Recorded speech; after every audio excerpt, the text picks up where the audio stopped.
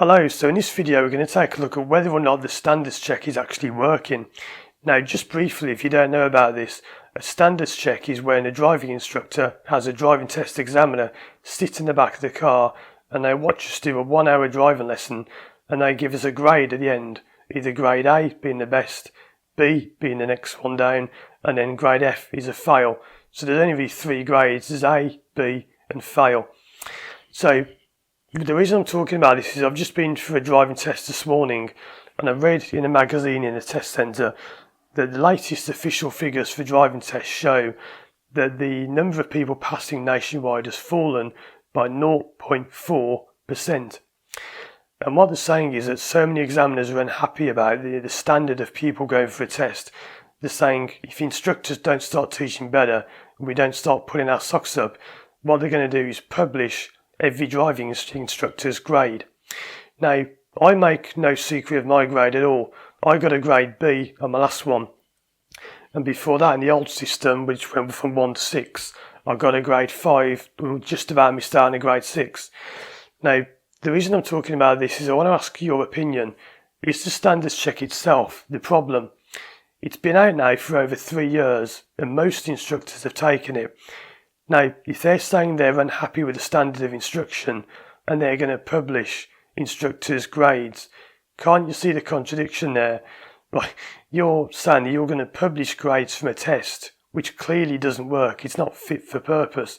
If it was fit for purpose, then how come the standard of instruction is falling? And ever since the standards check came in, the number of passes has dropped. They're blaming instructors and saying instructors aren't teaching properly, they're not teaching very well. But hang on a minute, what about your standards check? It's you that's giving us the test and you're passing us and they're saying we're not teaching very well. So is it instructors that are at fault? Is it the standards check that's at fault? Let me know what you think on the poll on the screen now. Now, I make no secret of my grade. I got a grade B on my last one. Like I say, it's all on my website. But apparently official DVSA figures show that only 3% of instructors tell pupils what the grade is. Now, it's not really surprising when you consider that most instructors don't think much of the standards check. It's not a very good test at all. Just to explain briefly how it works, we have an examiner sit in the back of the car, like I said before, but the problem is we only have 3 attempts to pass this test. Now, just take a moment and think what it's like for a driving instructor to be on a test knowing that we've got 3 attempts. If we mess up on this test, that's not just our job gone, that's our house gone, our mortgage gone, that's your family out on the street, you're jobless, you're homeless, you've had it, all because of this one test. So consider how much pressure there is on the instructor to perform well on this one particular test. Also consider as well, I've seen this happen many times. I teach people for the standards check. If you don't know, I'm one of the country's leading standards check trainers.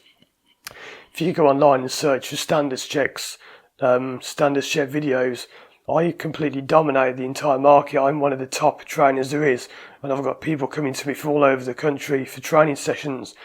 And the number of times I've trained someone, and I won't name anyone, but they are terrible. I'm not talking about the person you may have seen on my YouTube videos. She was very good. But the people I've trained, and they are awful instructors. They're doing it all wrong. And I'll say, let me know how it goes on your standards check. And they send me an email and they say, hey Paul, I got a grade A. And I think, what? You got a grade A? And I'm like, well done, glad you got it. But what on earth just happened there? There is no way that instructor is a grade A. And yet they went on a test. They must have turned it on. They did really well. And they got a grade A. And yet there are other instructors I teach who are absolutely brilliant. And I would quite happily have them working, at my school, working with me. And I'd be proud to say they're an instructor working at my school. And yet they go and fail. So what's the difference between a grade B, a grade A and a fail? Well, the answer is very little. Now let me tell you just something about what happened on my standards check, just to give you an example. Now I want to make this clear, I'm not blaming the people that I took. I'm not going to name them. Of course, they'll know who they are and they might still be watching my videos. I'm not blaming you. It wasn't your fault at all. But the reason I got a grade B and not a grade A was because of something my people did. We got to a roundabout and they've never had problems with this roundabout before. They always do it well. So what I said to them before was, You've got no problems on the roundabout. You've always done it well. I'm going to let you do it on your own. And that's what you're supposed to do. They got to the roundabout, pulled out in front of someone and got the wrong lane, probably because of the pressure of having an examiner in the back of the car. So of course, from that point on, my test was gone. This was seconds into the test, right at the beginning, and I knew that I was going to be lucky to even pass it. And the examiner said, you got a grade B because of what happened at the beginning. And that's completely unfair on me. It wasn't my fault that people pulled out in the roundabout. They haven't done it wrong before. They knew what to do. They just probably panicked or got nervous or made a mistake. But because of their mistake, it's me that's got a grade B. So that's how daft it is. You might go around thinking, oh, grade A's are the best, they're brilliant, they're so much better. They're not. The difference between an A and a B is so slight, it's virtually nothing. You can be going down the road and nothing happens on that road and you get a grade A because your pupil's great, the road's clear. You could go around and do that road again, and for some reason that can't be predicted, you can't predict everything, a car comes flying out of the side road. There was no reason to think they would. There were no clues that they were going to do it. You've done nothing wrong. The pupil's done nothing wrong. The pupil has to swerve, has to slam the brake on. You're going to get a grade B because the car behind you was too close again, therefore not ours. They swerve, blast the horn at us. We've now got a grade B. And it's so annoying how it can be nothing to do with you doing anything wrong and they'll give you a grade B or an F and a fail because of someone else's mistake, someone else's fault. Anyway, so that's all I've got to say for now. I'd like to hear your thoughts on the standards check. What's your experience of taking one? If you're a learner or if you're watching this from abroad, what do you think about the system that we use? Is it a good system? Is it flawed? Is it fair to base an instructor's entire career on 1 hour of one lesson and then they might get a grade A and go off and then teach rubbish for the rest of their life? Or they might do really well normally. They might struggle on tests because of nerves or whatever. They might be feeling ill. In the case of my standards check, there were 2 very good reasons it wasn't as good as it normally would be, which I'll go over in the videos in my video zone. And there you go, you can have a great instructor who just gets messed up on one day because of one thing and they get a grade B. I think it's daft if you base someone's ability based on one grade, on one lesson. It's like saying, let's take 2 footballers and let's compare them.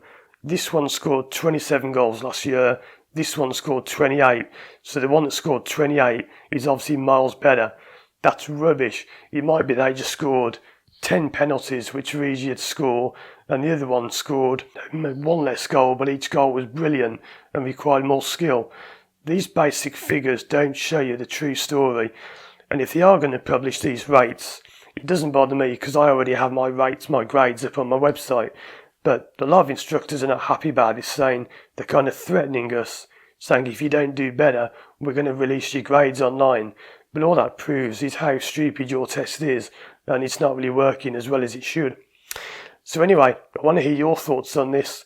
Let me know what you think in the comments below, and I'll see you again soon for more videos.